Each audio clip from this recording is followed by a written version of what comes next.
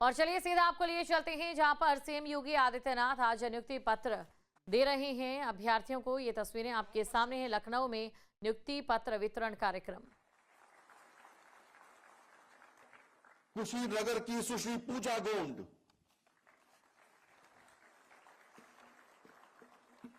औरैया के प्रतीक कुमार दीक्षित, मुरादाबाद की श्रीमती प्रियंका गौतम, गाजीपुर के श्री राकेश कुमार यादव,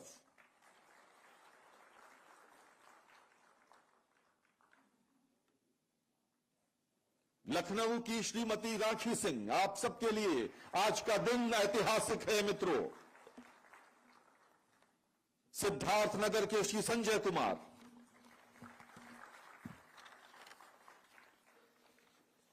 आजमगढ़ की श्वेता मौर्य, बेटियां बेटों से बिल्कुल पीछे नहीं है मित्रों। उत्तर प्रदेश में वाराणसी की श्रेया श्रीवास्तव, चित्रकूट से श्री धीरेन्द्र सिंह,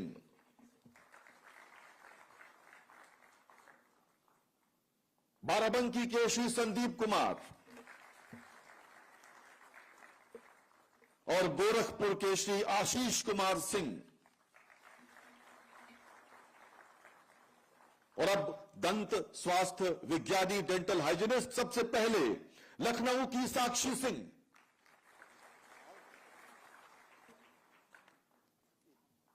अतुल कुमार द्विवेदी, ये सब डेंटल हाइजीनिस्ट के पद पर चयनित हुए हैं। गोरखपुर के पवन चौरसिया,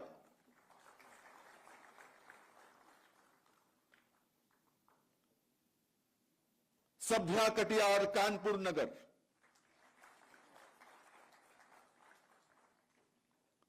हरदोई के हरिकेश अग्निहोत्री, बलिया के मंसूर आलम, जाति धर्म संप्रदाय से ऊपर उठकर निष्पक्ष और पारदर्शी प्रक्रिया से चुनाव हुआ है मित्रों। वाराणसी के मोहम्मद सादिक, बाराबंकी की शिवांगी रावत, गाजीपुर के गोविंद कुमार सोनकर, ये सभी दंत स्वास्थ्य विज्ञानी हैं। और आजमगढ़ की बेटी रागिनी यादव। बहुत बहुत धन्यवाद माननीय मुख्यमंत्री महोदय। नौजवान साथियों, आपके अपने प्रदेश उत्तर प्रदेश में हम सब ने विगत 9 वर्षों में प्रदेश की तकदीर को संवरते हुए तो 252 डेंटल हाइजीनिस्ट को सौगात सीएम योगी आदित्यनाथ की ओर से यहां पर नियुक्ति पत्र देकर दी गई है। और जाहिर तौर पर जब भी कोई भी शिक्षा ग्रहण करता है या फिर किसी भी प्रकार से चाहे किसी भी शिक्षण संस्थान की बात हो, तो वहाँ के जो छात्र होते हैं, अभ्यर्थी होते हैं, उन्हें उम्मीद होती है कि जब उन्हें नियुक्ति पत्र मिलेगा तो ये पल उनके लिए यादगार रहेगा। और इस पल को यादगार बनाने के लिए तमाम जो शिक्षण संस्थान हैं वो भी मेहनत करते हैं। और देखिए सीएम योगी आदित्यनाथ यहाँ पर पहुंचे और सीएम योगी आदित्यनाथ की ओर से यहाँ पर नियुक्ति पत्र सौंपा गया है।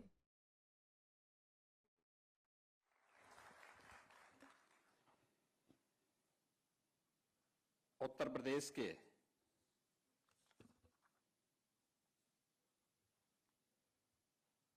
स्वास्थ्य विभाग, खाद्य सुरक्षा और औषधि प्रशासन विभाग से जुड़े हुए विभिन्न पदों के लिए चयनित अभ्यर्थियों को नियुक्ति पत्र वितरण के आयोजित आज के इस कार्यक्रम में उत्तर प्रदेश सरकार में मंत्रिमंडल के मेरे सहयोगी उप मुख्यमंत्री श्री ब्रजेश पाठक जी, प्रदेश सरकार के आयुष विभाग के मंत्री तथा प्रदेश के खाद्य सुरक्षा और औषधि प्रशासन विभाग से जुड़े हुए राज्य मंत्री श्री दयाशंकर मिश्रा दयालु जी, चिकित्सा शिक्षा, चिकित्सा स्वास्थ्य और संसदीय कार्य विभाग के राज्य मंत्री कुंवर मयंकेश्वर शरण सिंह जी, अपर मुख्य सचिव चिकित्सा शिक्षा एवं चिकित्सा स्वास्थ्य समित घोष जी, प्रमुख सचिव नियुक्ति एवं कार्मिक विभाग श्री एम देवराज जी, सचिव एवं आयुक्त खाद्य सुरक्षा एवं औषधि प्रशासन श्रीमती रोशन जैकब जी, चिकित्सा स्वास्थ्य तथा खाद्य सुरक्षा और औषधि प्रशासन विभाग से जुड़े हुए सभी अधिकारीगण,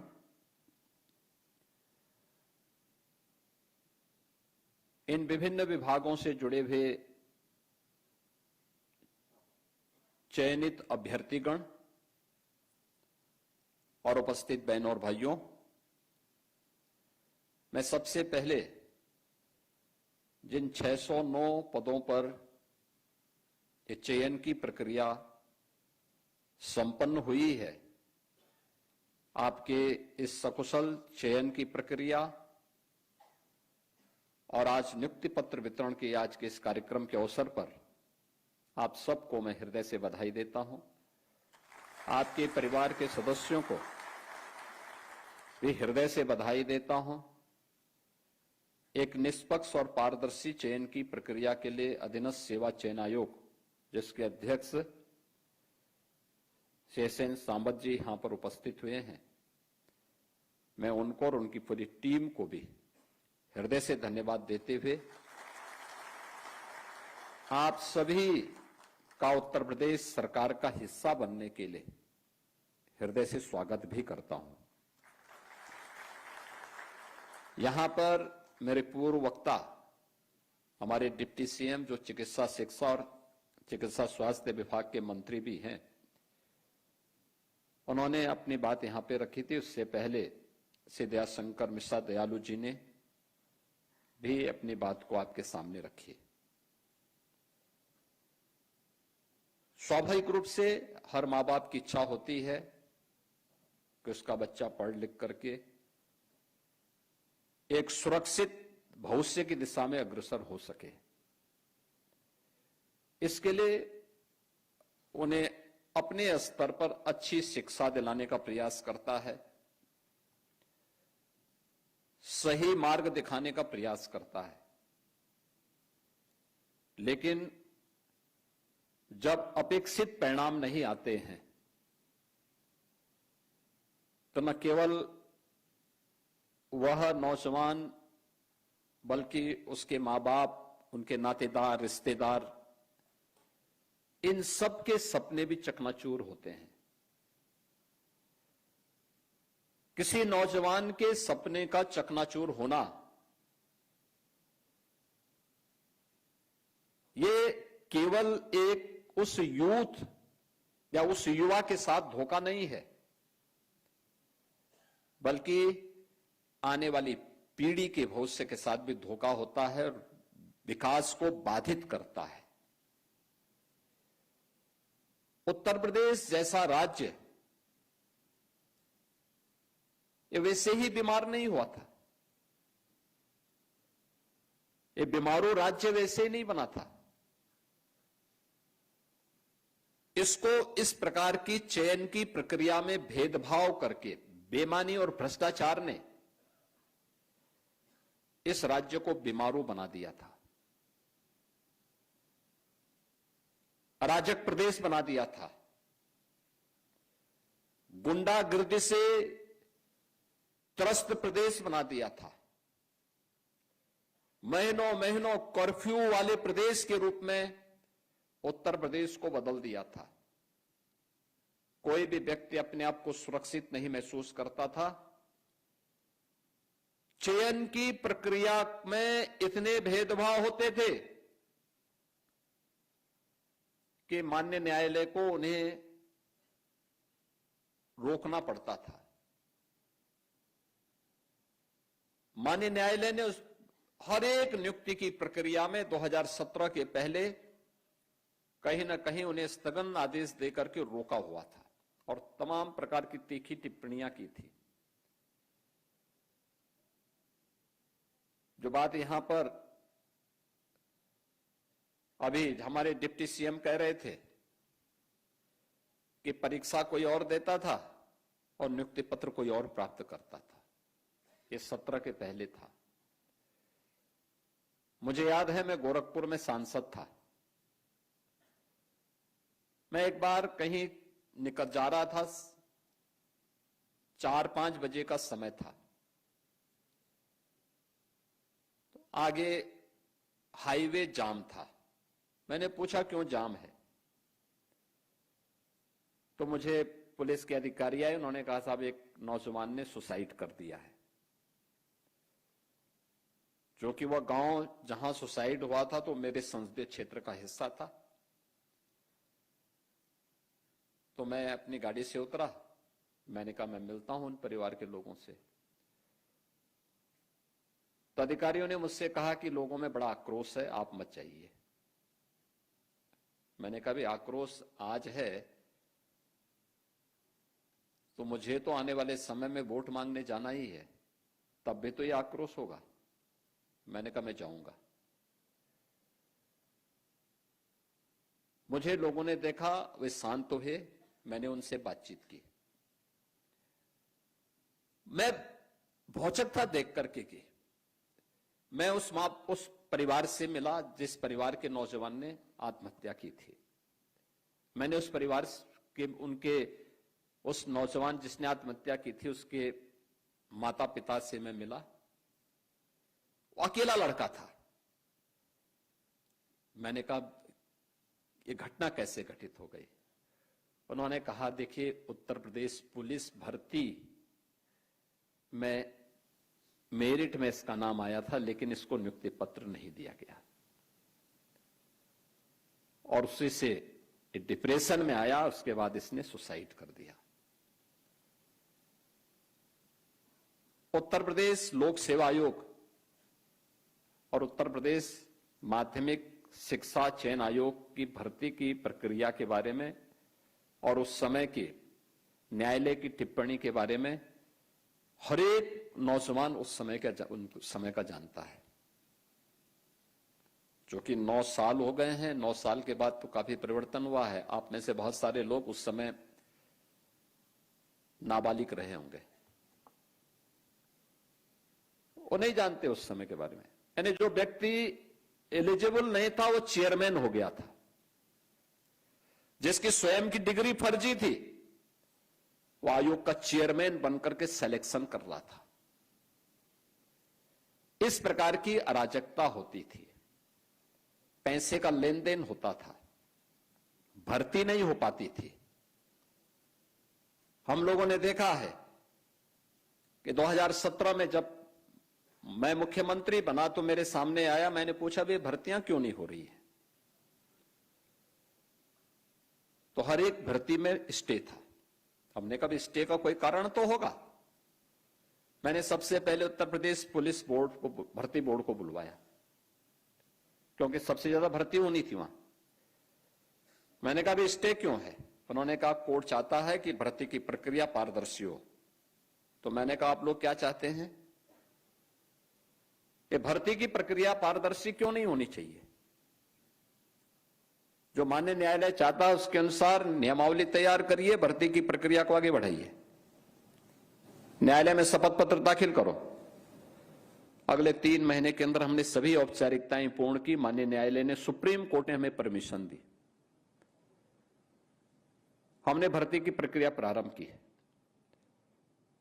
और मुझे बताते हुए प्रसन्नता है कि अब तक हम 2,20,000 से अधिक पुलिस की भर्ती उत्तर प्रदेश के अंदर संपन्न कर चुके हैं। आप अनुमान करिए केवल पुलिस में ही 2,20,000 से अधिक भर्ती।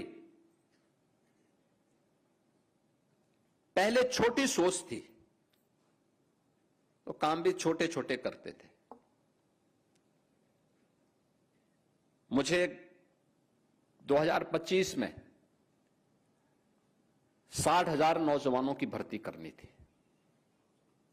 सभी लोग कहते थे साहब 60,000 कैसे हो पाएगी, और कहना भी उनका स्वाभाविक था, क्योंकि अधिकारी तो पुराने ही है, तो मानसिकता बदलने में थोड़ा समय लगता है। मैंने कहा क्यों इसकी चिंता कर रहे हो? उन्होंने कहा साहब ट्रेनिंग कैसे होगी? मुझे भी एक बार तो लगा कि हाँ ट्रेनिंग, क्योंकि 2017 में जब हम लोग ट्रेनिंग के लिए पुलिस की भर्ती मुझे करनी थी, 30,000 पुलिस की भर्ती मुझे करनी थी उस समय, पहले लॉट में फर्स्ट फेज में 30,000 पुलिस आरक्षी की भर्ती होनी थी। ट्रेनिंग कहां होगी? क्योंकि 9 महीने की ट्रेनिंग भी होती है। तो मैंने पूछा भाई उत्तर प्रदेश में ट्रेनिंग की क्या स्थिति है? कुल क्षमता थी 3,000 की। अब हम कहां करें? मैंने भारत सरकार से बातचीत की। मैंने कहा मिलिट्री, पैरामिलिट्री के ट्रेनिंग सेंटर होंगे। अन्य राज्यों से बात की और तब जाकर के हम लोग पुलिस की वो भर्ती पूरी कर पाए थे। ये 2017 की बात कर रहा हूं। और 25 में जब हमने भर्ती की, 60,244 नौजवानों का एक साथ भर्ती, और एक साथ भर्ती के बाद ट्रेनिंग के लिए बहुत सारे लोग ये मानते थे कि यूपी उनके पास आएगा गुहार करने के लिए कि ट्रेनिंग के लिए अपने सेंटर दे दो। मैंने कहा नहीं, यूपी अपनी ट्रेनिंग क्षमता स्वयं विकसित करेगा। और मुझे बताते हुए प्रसन्नता है कि अभी मैंने 26 अप्रैल को पासिंग आउट परेड के माध्यम से उन 60,244 नौजवानों को अब फील्ड ड्यूटी में भेज दिया है उनकी सफलतम ट्रेनिंग के बाद। ये सभी ट्रेनिंग उत्तर प्रदेश के अंदर ही, उत्तर प्रदेश के ही केंद्रों में हुई है, जो उत्तर प्रदेश पुलिस के अपने केंद्र हैं। कार्य करने की इच्छा शक्ति, गवर्नमेंट की जो स्पष्ट नीति होनी चाहिए, साफ नियत होनी चाहिए, परिणाम भी आते हैं। आज उसी परिणाम का, उसी दिशा में किए गए प्रयासों का परिणाम है कि हमने अब तक 9 लाख से अधिक नौजवानों को सरकारी नौकरी दी है यूपी के अंदर, 9 लाख से अधिक। और देश के अंदर किसी भी राज्य में सबसे अधिक नियुक्ति की प्रक्रिया को सकुशल संपन्न करने, पारदर्शी तरीके से संपन्न करने की का ये रिकॉर्ड है। लगातार अभी हम लोग कर रहे हैं। अधीनस्थ चयन आयोग, अकेले अधीनस्थ सेवा चयन आयोग इस वर्ष 32,000 से अधिक नियुक्ति की प्रक्रिया को संपन्न करेगा।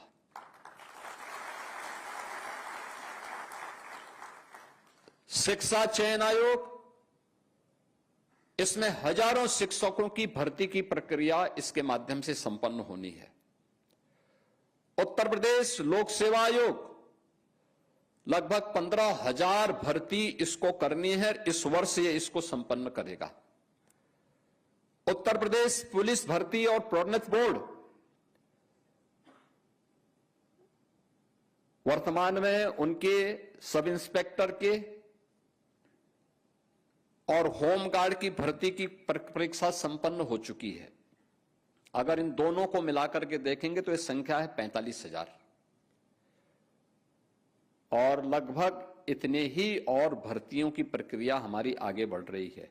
ये मान करके चलिए कि अगले एक वर्ष, इस एक वर्ष के अंदर यानी 26-27 के अंदर अकेले यूपी के अंदर 1.5 लाख इन सभी विभागों में भर्ती की प्रक्रिया, इन सभी आयोग और बोर्ड के माध्यम से 1.5 लाख से अधिक भर्ती की प्रक्रिया संपन्न होनी है। और आप देखेंगे किसी भी भर्ती की प्रक्रिया में हमने यूपी में भर्ती की प्रक्रिया में किसी भी प्रकार का सेंध न लगे, इसके लिए एक सख्त कानून भी बनाया है।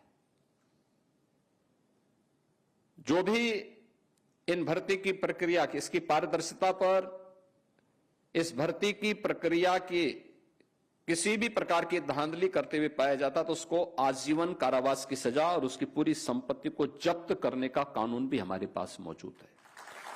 हम उसका इस्तेमाल भी करते हैं। परिणाम है, आज हम लोगों ने 9 लाख से अधिक भर्ती की। अभी अधीनस्थ सेवा चयन आयोग से जुड़े हुए आज भी, कल भी और फिर 6 को भी हम लोग नियुक्ति पत्र वितरित करने जा रहे हैं। ये लगातार चलेंगे। ये भर्ती की प्रक्रिया पूरी पारदर्शिता के साथ, निष्पक्षता के साथ, बिना भेदभाव के, क्योंकि मेरा मानना है किसी भी प्रतिभावान नौजवान को जाति, क्षेत्र, संप्रदाय के आधार पर उसके साथ भेदभाव होना यह अपने आप में महापाप का कारण है। हम उस प्रतिभा को कुंठित करते हैं और विकास को अवरोधित करते हैं। अगर हमने भेदभाव किया होता तो हम उत्तर प्रदेश की अर्थव्यवस्था को इन 9 वर्षों में, जिसमें कि हमें वैश्विक महामारी कोरोना से भी जूझना पड़ा था, हम उत्तर प्रदेश की अर्थव्यवस्था को 3 गुना नहीं बढ़ा पाते। हम उत्तर प्रदेश की प्रति व्यक्ति आय को 3 गुना करने में सफल नहीं हो पाते। उत्तर प्रदेश के अंदर कानून व्यवस्था या उत्तर प्रदेश के अंदर आज जो हमने देश का सबसे अच्छा इंफ्रास्ट्रक्चर हम लोगों ने दिया है, एक्सप्रेसवे का, हाईवे का, ग्रामीण सड़कों का, ये हम नहीं दे पाते। जिन विभागों के बारे में लोग जानते ही नहीं थे कि ये भी कोई विभाग है, आज उन विभागों ने अच्छा काम करना प्रारंभ किया है।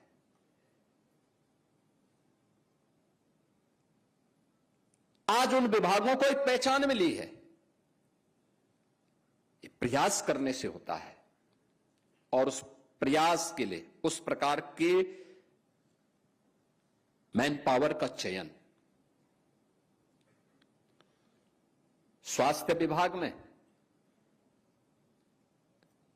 आज हमारे पास लगभग हर जनपद में, 4-5 जनपद छोड़ दिया जाए तो लगभग 75 के 75 जनपदों में हमारे पास एक मेडिकल कॉलेज है। पहले नहीं थे। पहले मेडिकल कॉलेजेस के बारे में कोई सोचता भी नहीं था। आज लगभग, यानी आज उत्तर प्रदेश के अंदर 81 मेडिकल कॉलेज और 2 एम्स वर्तमान में कार्यरत हैं, जो लोगों को अपनी सेवाएं दे रहे हैं। अच्छे सुपर स्पेशलिटी के हॉस्पिटल्स खुल रहे हैं, नर्सिंग कॉलेजेस खुल रहे हैं। पहले न कॉलेजेस थे और न ही उनमें स्टाफ था, सब भगवान भरोसे था। स्वाभाविक रूप से परिणाम भी उसी प्रकार से आता था। पूरा सिस्टम ही बीमारू था।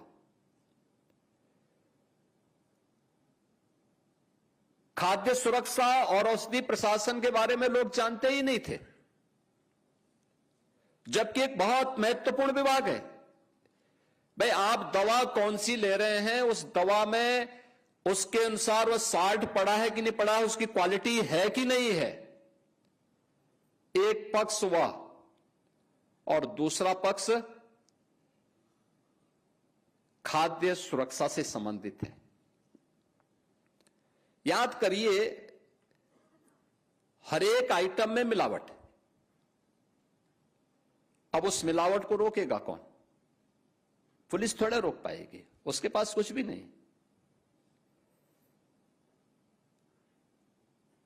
उसके लिए जो विभाग जिम्मेदार था, उसके पास आवश्यक इक्विपमेंट नहीं थे, जांच करने के लिए लैब्स नहीं थी। अगर कभी वह कोई नमूना लेता भी था तो नमूने के परिणाम आने में वर्षों लगते थे। तब तक मिलावट करने वाला अगर बहुत भाग्यशाली होगा तो वही जीवित रहता होगा, नहीं तो वो भी दूसरे लोग की यात्रा में अपनी मौत मर जाता था। कोई सजा नहीं हो पाती थी उसको। आज ऐसा नहीं है। मार्केट में जो दूध सामान्य बेच रहे होंगे नहीं कह सकते, लेकिन अगर डेयरी के माध्यम से बेच रहा है तो उसकी क्वालिटी को सुनिश्चित करने के लिए सख्त हिदायत भी है। और मिलावट करते हुए पाया जाएगा तो स्वाभाविक रूप से उसको मालूम है कि उसके बाद की क्या स्थिति होनी है।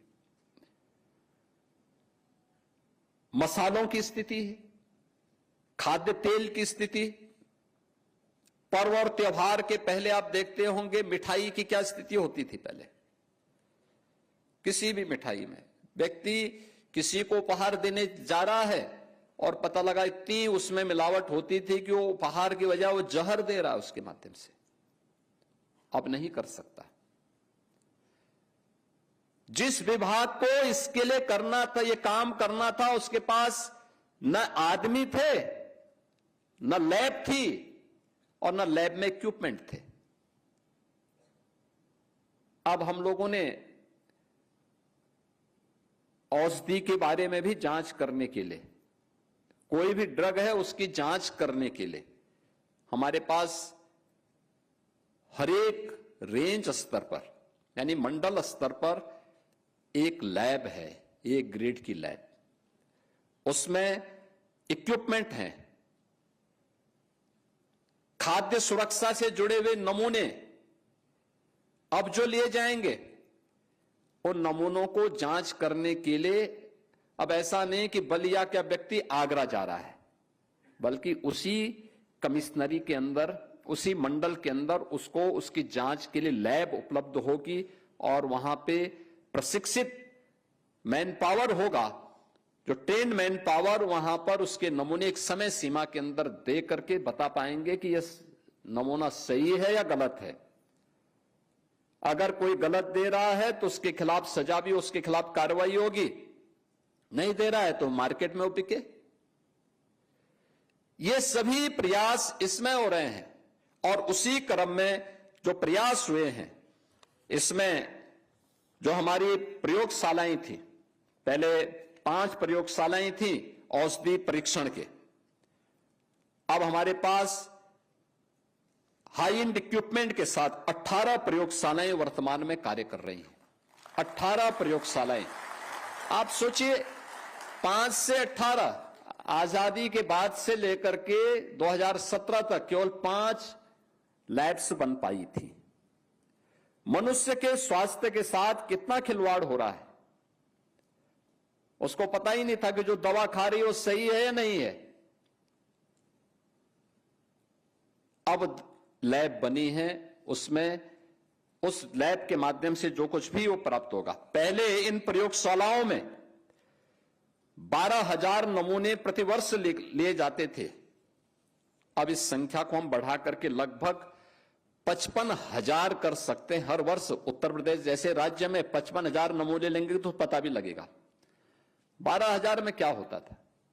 अब 55,000 के माध्यम से पता लगेगा कि ये दवाइयां जो हॉस्पिटल्स में, प्राइवेट हो या गवर्नमेंट हॉस्पिटल्स में जो खरीदी जा रही हैं या वहां पे कहीं भी बेची जा रही हैं या कहीं मैंने उसकी प्रोडक्शन भी हो रहा है, उसकी क्वालिटी की जांच आज वहीं पे उसी मंडल में की जा सकती है और लोगों को आराम से, क्योंकि मिलावट जो जितनी भी डुप्लीकेट दवा आती थी, इन सब की जांच भी वहां पर हो सकती है। और इसी के लिए आज मुझे बताते हुए प्रसन्नता है कि 357 जो एनालिस्ट हैं, इनकी भर्ती की प्रक्रिया संपन्न हुई है।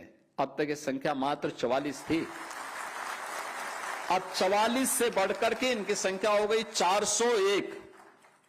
तो स्वाभाविक रूप से 401 ज्यादा अच्छा काम परिणाम देंगे, काम भी देंगे और यह एक महत्वपूर्ण भर्ती यहां पर संपन्न हुई है।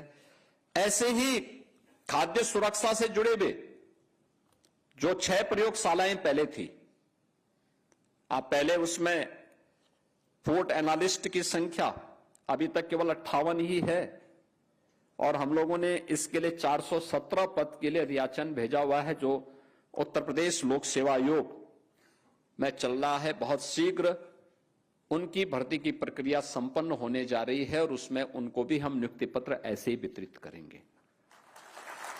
खाद्य सुरक्षा के सभी नमूने उपलब्ध हों।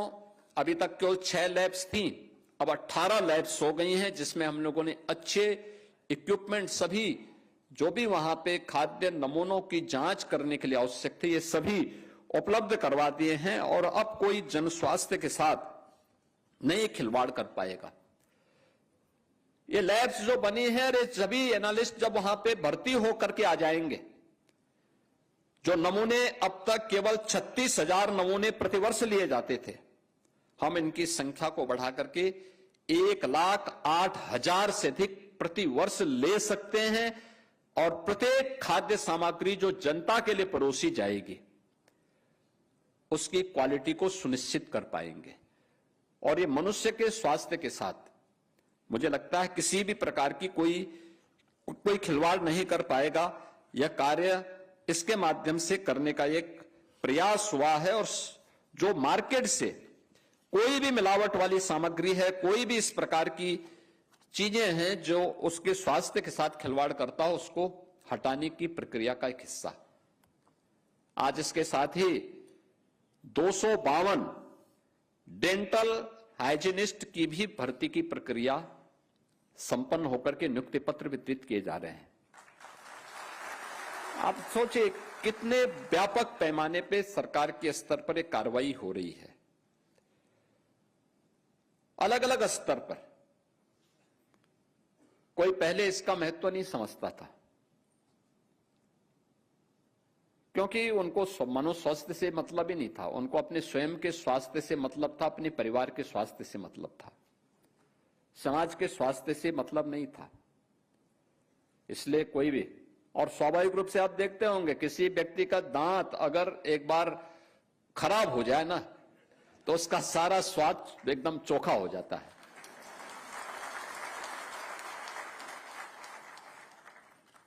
आप देखो किसी का दांत थोड़ा परेशान कर ले, उसके सामने कितने भी अच्छे व्यंजन आप रख ले, वो बेचारा देखता रह जाएगा, लेकिन दांत उसका जो है उसको परेशान कर डालेगा। लेकिन अब अच्छे जब डेंटल हाइजीनिस्ट जब रहेंगे, लोगों को अच्छी राय देंगे, तो अच्छे दांत होंगे तो स्वाभाविक रूप से भोजन भी उसको अच्छा लगेगा, चबा करके लेगा तो स्वाभाविक रूप से स्वस्थ भी रहेगा। और वह आज की आवश्यकता है। हर फील्ड के विशेषज्ञ हम उपलब्ध करवा सकें, उनके माध्यम से लोगों को अच्छी स्वास्थ्य सुविधा उपलब्ध करवा सकें, बीमारी होने के पहले बचाव के बारे में लोगों को जानकारी दे सकें, नौजवान को रोजगार के साथ साथ उसकी प्रतिभा का लाभ ले सकें। इस सरकार के स्तर पर किए जाने वाले प्रयास का एक हिस्सा है। और डबल इंजन सरकार के द्वारा किए जाने वाले प्रयास, ये प्रधानमंत्री मोदी जी के मिशन रोजगार का हिस्सा भी है कि नौजवान को अधिक से अधिक नौकरी मिले। हम सरकारी क्षेत्र में भी देंगे। बहुत सारे यूथ ऐसे होते हैं जो चाहते हैं कि नहीं है, वो अपने तरीके से अपना स्वयं का स्टार्टअप स्थापित करें, अपना स्वयं का उद्यम स्थापित करें। उनके लिए भी हम लोगों ने व्यवस्था बनाई है, अलग अलग प्रकार की व्यवस्थाएं बनाई हैं। कहीं पे पीएम स्टार्टअप की योजना है, कहीं पीएम स्टैंडअप की योजना है, कहीं सीएम युवा उद्यमी योजना है, कहीं पीएम मुद्रा की योजना है। ये सभी योजनाएं भी कार्य हो रही, इसमें भी कार्य हो रहा है। एमएसएमई सेक्टर में ढेर सारे नौजवानों को नौकरी मिली है। सुरक्षा का बेहतर वातावरण बना, दंगा मुक्त और गुंडा मुक्त प्रदेश हुआ, अच्छे निवेश आए। अभी पिछले दिनों मैंने फार्मा सेक्टर में निवेश के 17 ऐसे निवेशकों को यहां पे पत्र जारी किए हैं जो राज्य के अंदर ही इसका प्रोडक्शन करेंगे, मैन्युफैक्चरिंग करेंगे। यानी ये चीजें दिखाती हैं कि लोगों के मन में अब यूपी के बारे में एक सोच आ रही। आखिर ये जितने भी उद्योग लगेंगे, इन सभी उद्योगों में कोई नौजवान नौकरी पाएंगे ना, उन लोगों को नौकरी करने का अवसर मिलेगा। एक बड़ा उद्योग आएगा तो उसके साथ अन्य यूनिट भी लगेंगे। यूपी का प्रोडक्शन देश के लिए काम आएगा। और इतना बड़ा मार्केट तो अकेले यूपी है, 25 करोड़ की आबादी यूपी के अंदर निवास करती है। ये सभी लोग इसका लाभ प्राप्त करेंगे। और इसीलिए आज के इस अवसर पर मैं आप सबसे कहूंगा कि आपकी पीढ़ी सौभाग्यशाली है कि आपने इस भर्ती की प्रक्रिया में आप बैठे तो किसी भी स्तर पर सिफारिश की नौबत आपके लिए नहीं आई। आपने किसी से कोई सिफारिश नहीं की, आपकी तरफ से कोई बोलने वाला नहीं था। आपके बीच में भर्ती बोर्ड के चेयरमैन बैठे हुए थे, आप में से कोई उनका शकल भी नहीं जानता रहा होगा, वो तो मैंने मंच से बोल दिया।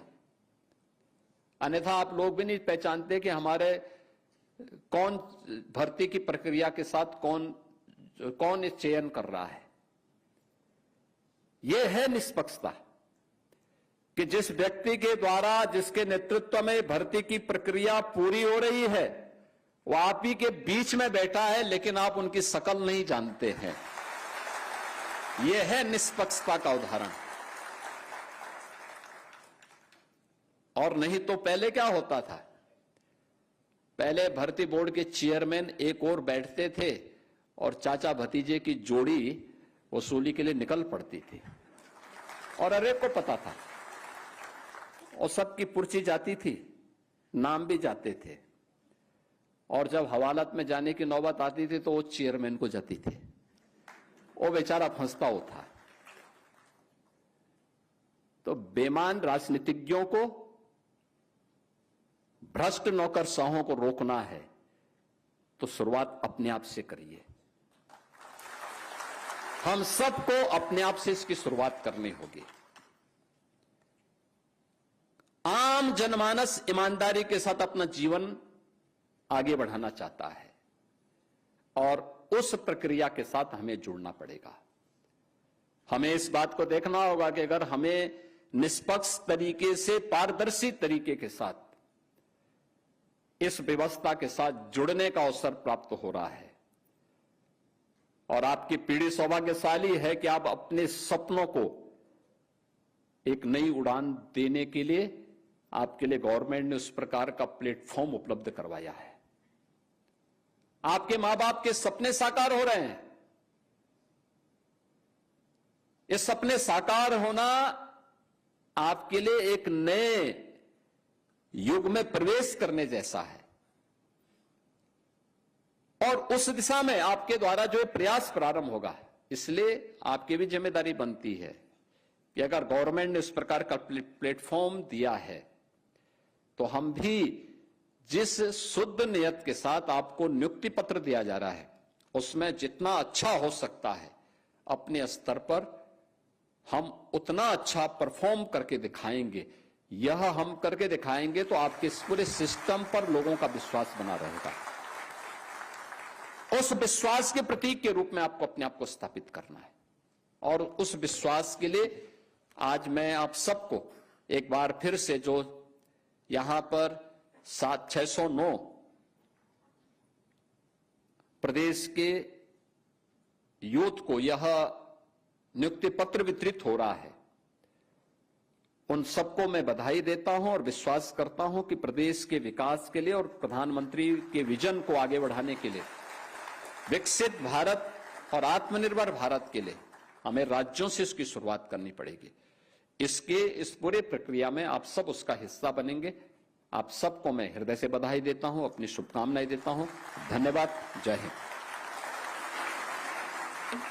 बहुत बहुत धन्यवाद माननीय मुख्यमंत्री महोदय। और अब ग्रुप फोटो का समय है। माननीय मुख्यमंत्री महोदय आपके समक्ष, आपके सामने अब से डीडी फ्री डिश की चैनल नंबर 57 पर देखिए न्यूज नेशन।